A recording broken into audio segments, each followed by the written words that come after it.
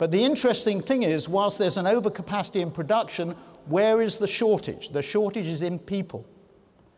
The supply of talent, the war for talent, is going to become an increasingly important phenomenon. You look at all the birth rates, the death rates, the elongation of life, improvements in health, divorce rates, you see family sizes, all point to a diminishing supply of talent. That's the input in scarce supply. And that's where the focus will be in terms of the differentiation between companies. They will differentiate themselves on the basis of the power to attract, retain, motivate, incentivize people. That's where the battleground is. That's the second thing. In the last 90 days, 120 days, the US has shifted gears. And we've gone from negative top-line growth to positive growth. The world is getting better. Western Europe is still, however, I think, challenged. And one of the issues around the election, which unfortunately has not been debated sufficiently, I think, is what needs to be done to get Western Europe moving. I worry about the UK post the election. Western Europe continues to lag. It's certainly worse than it was, but lags.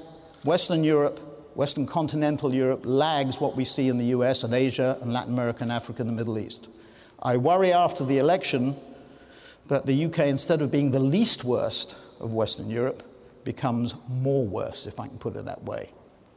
So stability has returned, long-term growth. I think Western Europe is going to be a slog if I try and summarize it. To my mind, running a service business, or trying to run a service business in the UK is a spectacular opportunity. From a cultural point of view, from a fairness point of view, from an ethical point of view, from a moral point of view, from a structural point of view, from a time zone point of view, from a geographical point of view. When you think about the shift in the balance of power, this country has an immense advantage. The critical thing is that we don't blow it. What I hope is, once we've got the election out of the way, that some clear decisions will be made.